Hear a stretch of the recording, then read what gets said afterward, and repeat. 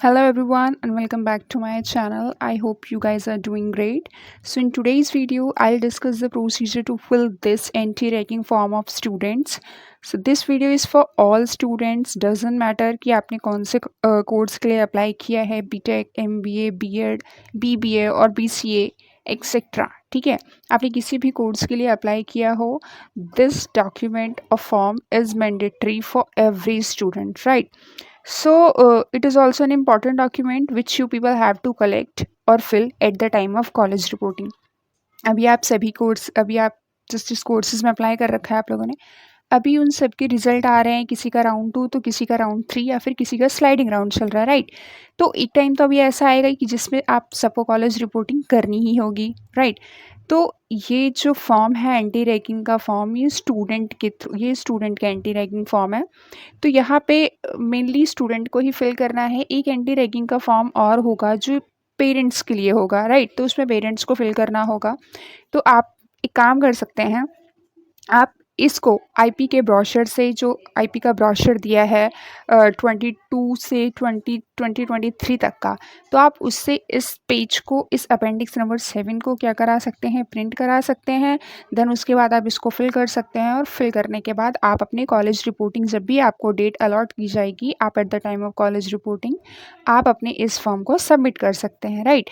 एक तो ये चीज़ हो गई. और दूसरा ये होता है कि कॉलेज वाले भी आपको ये ऑफ़र करते हैं, बट वो खुद से प्रिंट निकलवा के नहीं देते. वो वहाँ भी आपको यही बोलेंगे कि आप जाइए नियर बाय स्टेशनरी से, या फिर हमारे कॉलेज में ही जो स्टेशनरी है वहाँ जाइए और जा कर के वहाँ से प्रिंट करवाइए और फिर उसके बाद इस फॉर्म को फिल करिए.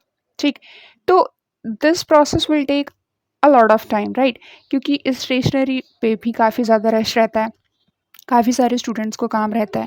ठीक, तो यहाँ पे आपके कॉलेज रिपोर्टिंग के प्रोसेस में थोड़ा-सा, मतलब आपके एडमिशन प्रोसेस में थोड़ा-सा टाइम कंज्यूमिंग वाला प्रोसेस हो जाएगा. तो आई विल सजेस्ट कि आप इसको पहले से ही प्रिंट करवा लीजिए और इसको फिल करके अपने डॉक्यूमेंट्स के साथ ही अटैच्ड कर लीजिए, राइट? सो अब वीडियो स्टार्ट करते हैं कि इसको फिल कैसे करना है. तो वीडियो स्किप मत करना, because I will mention everything. मैं सारी चीज़ें बताऊँगी कि इसको फिल कैसे करना है आपको, राइट? तो देखिए, स्टार्टिंग में लिखा है आई. यहाँ पे लिखा हुआ है, ये रहा. आई के बाद आपको ये जो ब्लैंक कॉलम दे रखा है, यहाँ पे आपको अपना नेम मेंशन करना है, ठीक है? उसके बाद आप देख सकते हैं कि यहाँ पे आई के बाद लिखा है S/D, ठीक है? S for son and D for daughter. जो भी स्टूडेंट ये फॉर्म फिल कर रहा है, आप अपने जेंडर के अकॉर्डिंग S और D में से कुछ भी चूज़ कर लीजिएगा, राइट? फिर उसके बाद है ऑफ मिस्टर, मिसेज, मिस.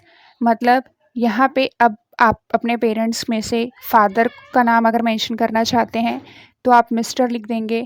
अगर आप अपनी मदर का नाम मेंशन कर रहे हैं तो मिसेस लिख देंगे, ठीक है?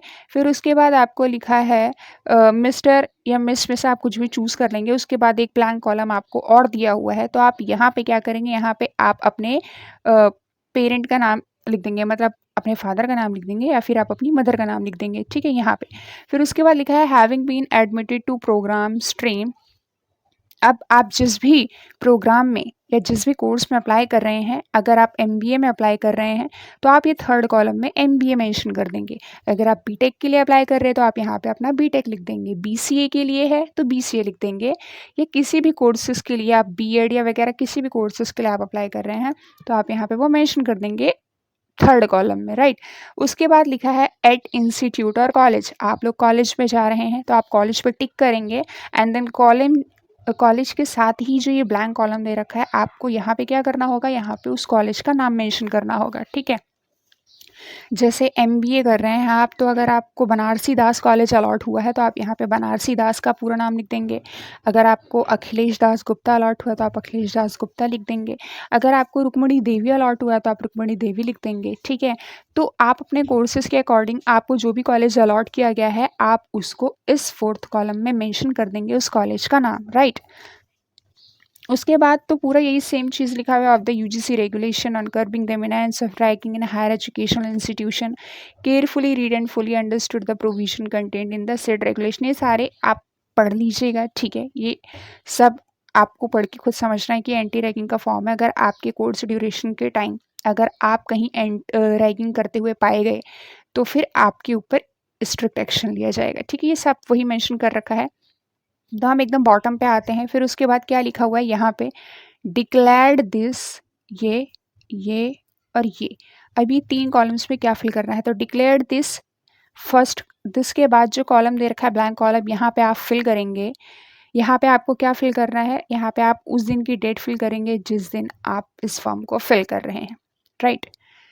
उसके बाद डे ऑफ, डे ऑफ के बाद जो ब्लैंक कॉलम दे रखा है यहाँ पे आपको फिल करना है मंथ, कौन सा मंथ है, सितंबर में फिल कर रहे हैं तो सितंबर मंथ डाल दीजिएगा, राइट। उसके बाद ये जो कॉलम दे रखा है ईयर, यहाँ पे आप 2022 फिल करेंगे, राइट। समझ आया, फर्स्ट वाले में डेट, सेकंड वाले में मंथ एंड थर्ड वाले में ईयर, राइट। उसके बाद आता है सिग्नेचर ऑफ डेपोनेंट।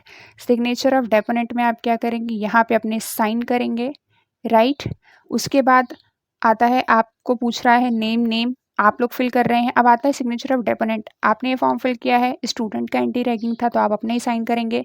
फिर उसके बाद आप अपना ही नाम मेंशन करेंगे, एड्रेस मेंशन करेंगे, ठीक है। उसके बाद आप अपना मोबाइल नंबर देंगे, ठीक है। मोबाइल नंबर आप अपना देना, आप अपना ही दीजिएगा, दैट वुड बी बेटर, ठीक है। आप यहाँ पे अपना मोबाइल नंबर दे दीजिएगा, ओके। फिर उसके बाद लिखा है लास्ट में वेरिफिकेशन, यहाँ पे आते हैं हम, ये लिखा है verification that the content of this affidavit are true to the best of my knowledge and no part of the affidavit is false and nothing has been concealed or misstated there, कि पर जो भी मैंने affidavit में content बताया है ये मेरी तरफ से, मेरी नॉलेज के अकॉर्डिंग सब कुछ ट्रू है, इसमें कोई भी मिस स्टेटेड या फिर कंसील्ड या भी कुछ भी चुराया छिपाया या फिर गलत चीज़ें नहीं बोली गई हैं, ठीक है।